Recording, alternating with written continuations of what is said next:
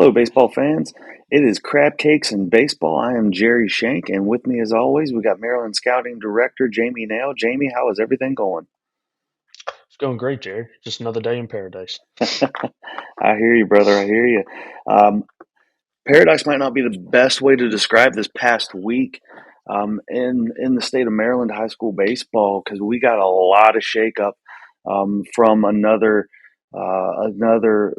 crazy week of baseball in the old line state, and we'll get into that in just a minute. Going to be a really good episode today. We're going to talk about obviously our Power 25 that just got released this week. Another new number one on the docket. We got our games of the week. We've got team of the week, games looking ahead, or games from last week, excuse me, and then our MIAA Minute. We're going to look at our scout blogs, and then we're also going to take a look inside our Power 25 a little bit.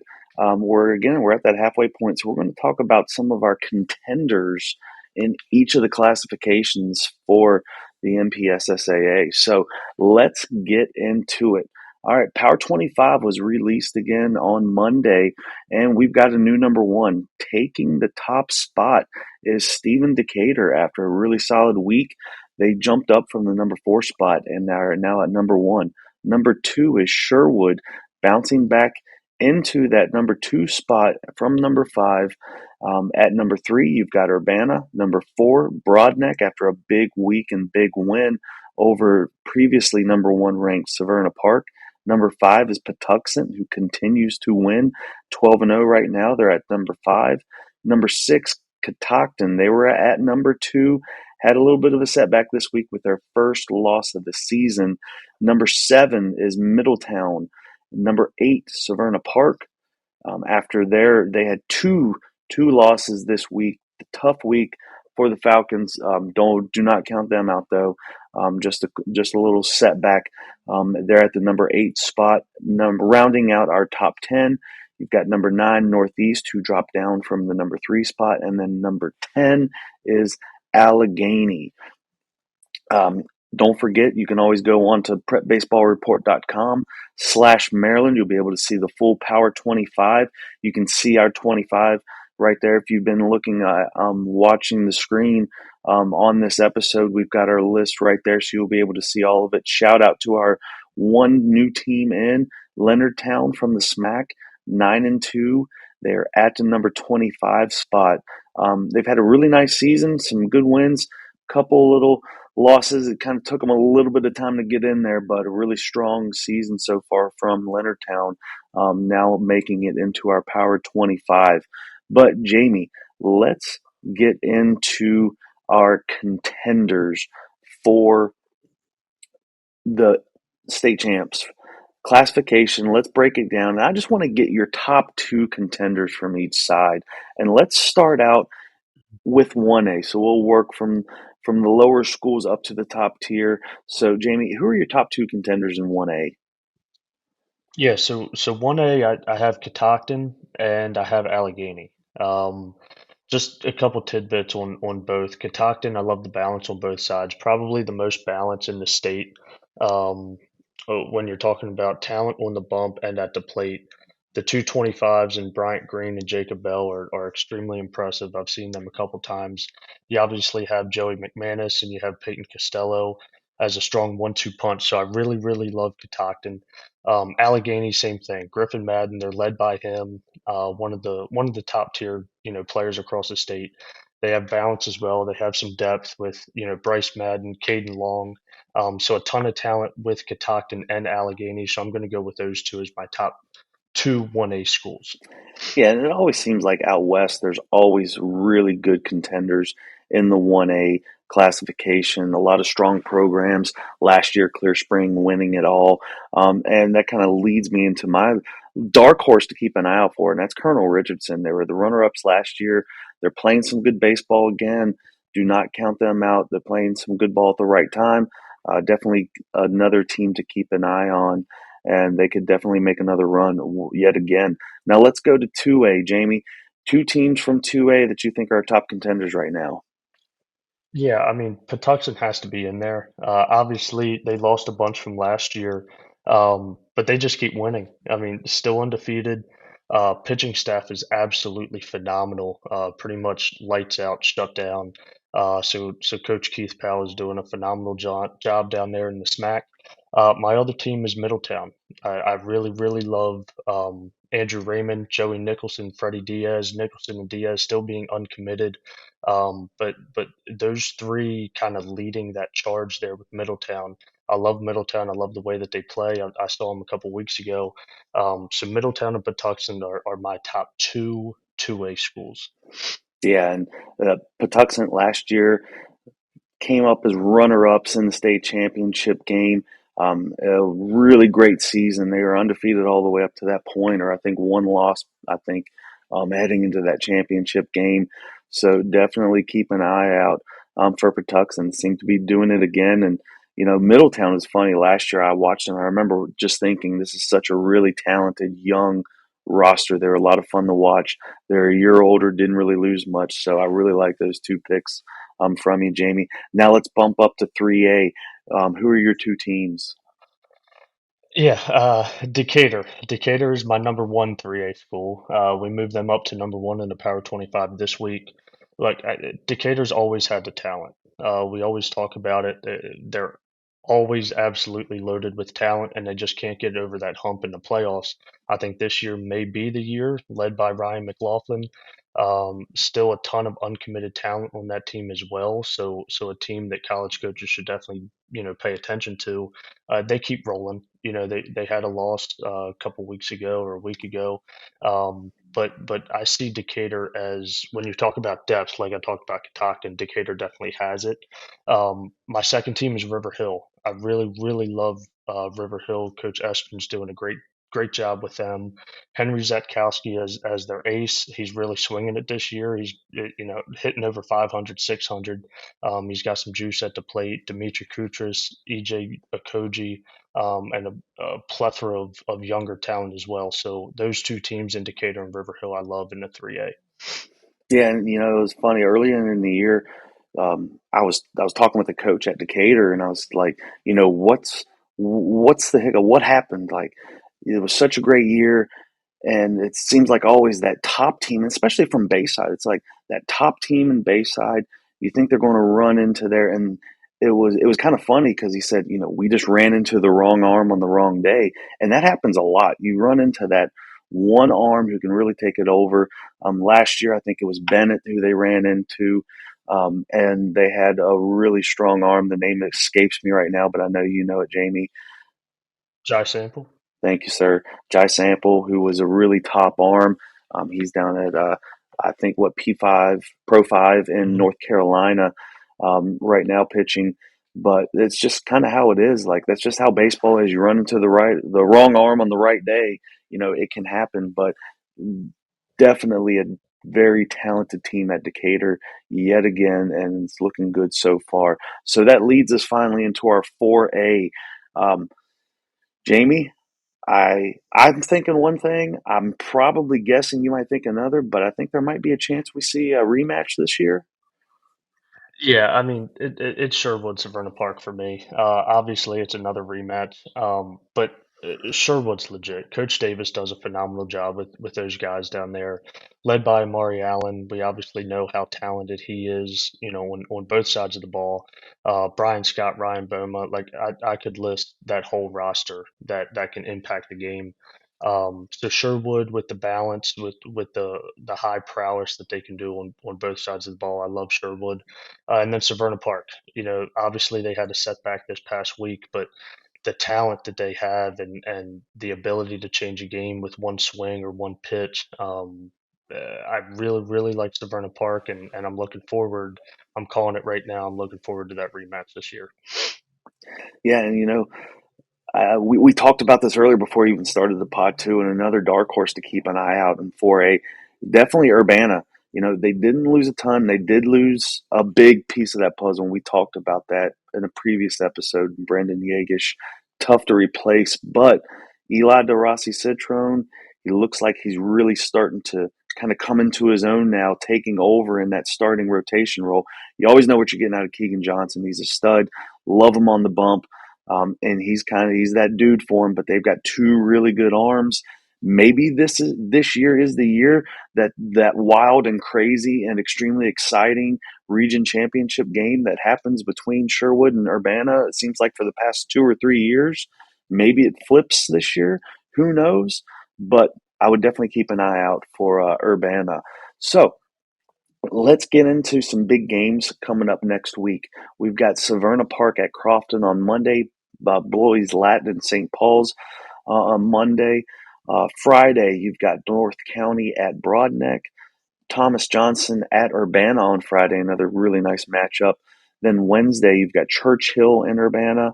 And on Saturday, Sherwood at Magruder, which is a very, excuse me, a very interesting matchup on the weekend. So um, just some games to keep an eye out for. A lot of good other matchups throughout the state. But those were kind of our top picks for the games coming up this week. Now, speaking of games of the week, let's go into team of the week. And our team of the week from last week is none other than the MIAA's Archbishop Curley. It was a big 3-0 week for the Friars and really strong wins, statement wins in all honesty, over John Carroll, Gilman, and Loyola. The MIAA, you've got Spalding at the top, obviously, but you're seeing a lot of good teams throughout. There's a ton of parity, and you're really seeing it. And Curley's really showed it this week. It's a really strong week. Again, those victories over Carroll, Gilman, Loyola, really strong wins. Jamie, anything you want to add?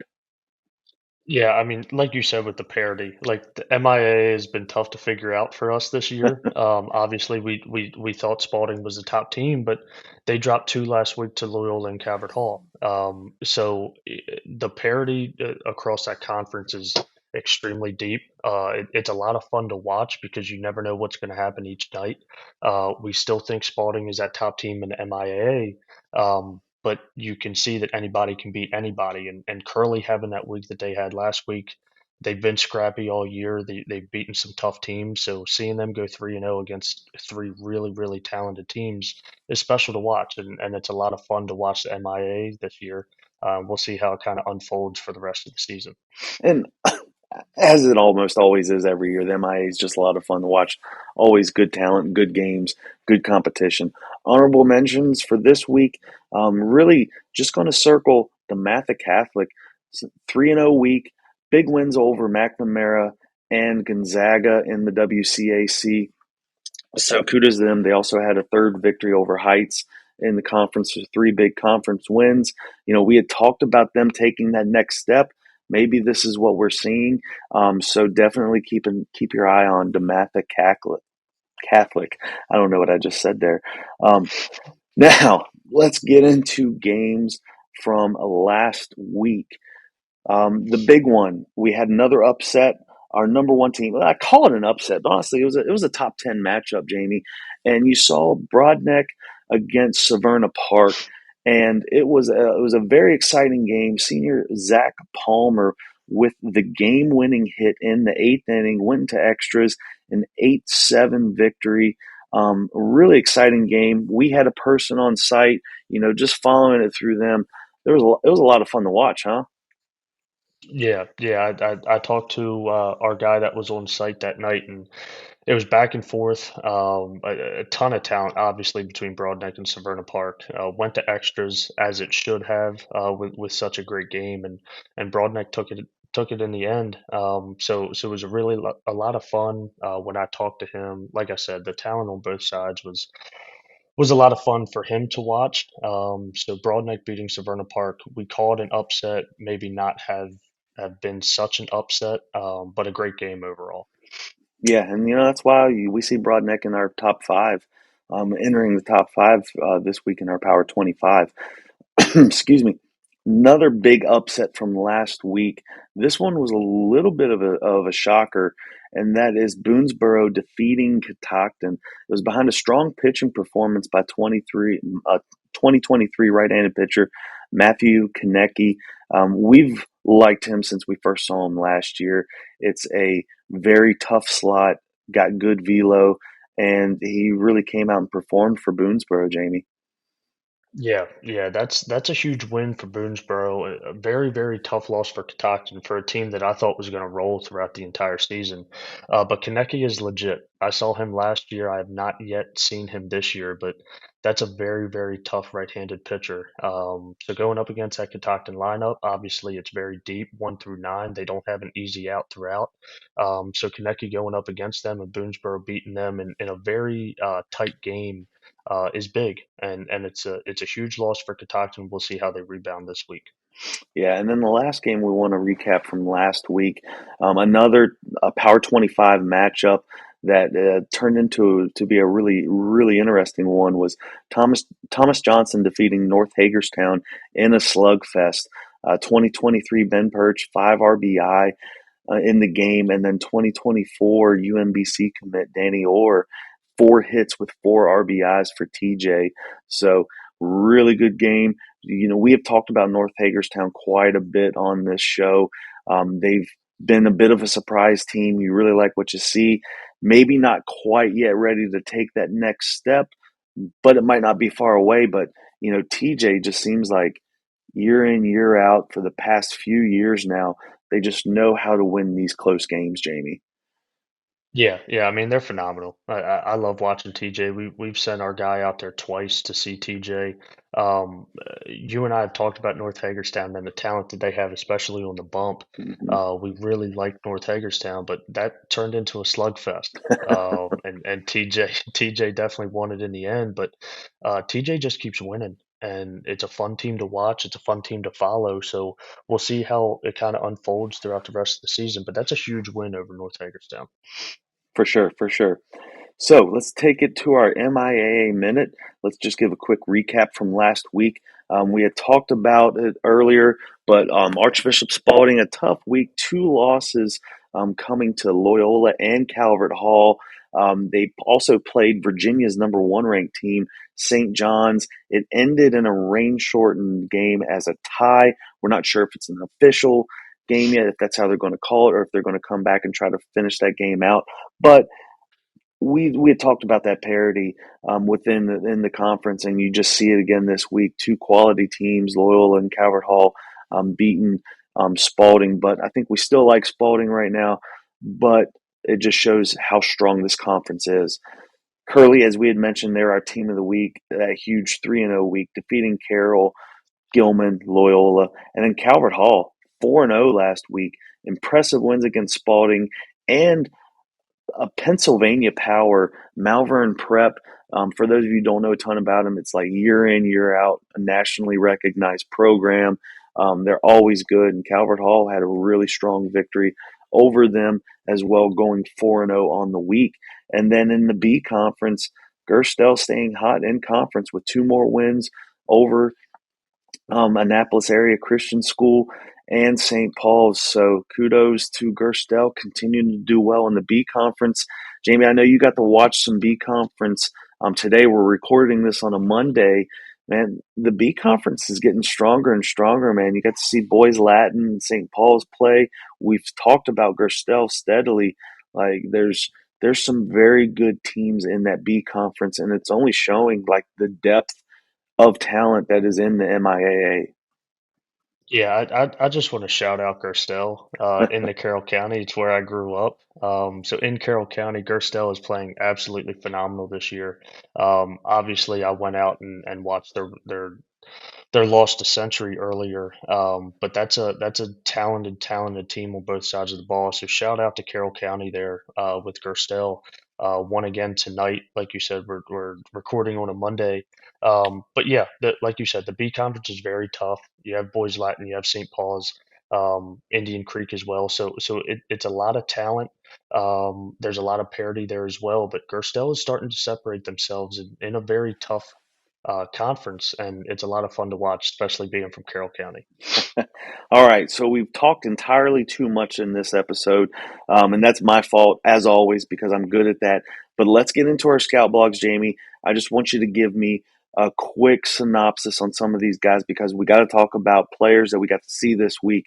First one that we want to talk about 2023 two-way talent Isaac Kreisler from Churchill.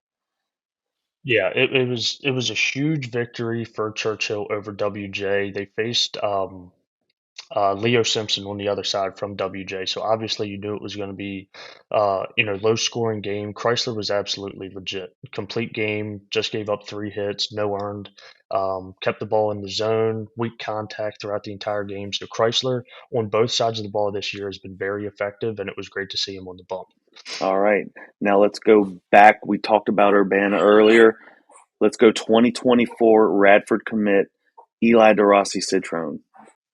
Yeah, Eli, ultra competitor. Absolutely love watching the kid compete, especially when he's on like he was in that game against North Hagerstown. He was absolutely legit. Upper 80s fastball, touch 90. He could spin 2 different breaking balls. Uh, Notched 14 strikeouts in the game. Only gave up 1 earned on a solo bomb to Max Stifler. No walks, which is very, very impressive. So Eli had himself an outing. All right, so let's continue on. We got 3 more players we want to talk about. 2024 uncommitted two-way talent out of Walter Johnson, Jay Wandell. Yeah, really like Jay on both sides of the ball. Saw him throw against Walt Whitman, where he picked up the W. Struck out 8 over 6 innings, only gave up 1 earned, gave up 3 hits. Low to mid 80s fastball. He can spin it a little bit as well. Just a ton of weak contact throughout the night. And that's a big win against a very, very difficult Walt Whitman lineup. And Wandell kind of navigated through it pretty easily. And you have to bear with me with the background noise. Sometimes Daddy Daycare runs into the Crabcakes and baseball, so we've just got some peanut gallery yelling at me out of a 3-month-old. But last two, I'm sorry, that I want to talk about. Let's go to, or I'm sorry, not going to. Let's stay at Walter Johnson. Let's talk about 2024 uncommitted catcher Vance Bonnior. Yeah, and Jerry, I'm just gonna take these two while you take care of Daddy Daycare. But it's just 2 other players. So Vance Bonnior, I talked to the coach down at WJ. Vance is one of the top uncommitted 24 bats I've seen this year, and really not even just in the 24 class. Like he is absolutely legit. There's strength to the pull side. The barrel awareness is evident. Watching him behind the plate, it's quick. There's a strong arm there. He's an absolute brick wall behind the plate, and the bat absolutely plays. So that 24 uncommitted catcher in Vance Bonnior from WJ is very, very impressive. And he impressed me all week. I saw him twice. So Vance Bonnior, that's definitely a name to circle as an uncommitted guy in that 24 class. And then Saturday, Jerry, I got out to see Caravel Academy and Timmy Tyler, uncommitted, two-way, left-handed pitcher, left-handed bat, showcased very, very well on both sides of the ball in very tough conditions too. He threw with about a 25 to 30 mile an hour wind at his face. Uh, Topped out 87, I want to say, but it's a mid to upper 80s fastball. He can spin it a little bit. I really like the changeup. It dives away from right-handed hitters. Can fill up the zone.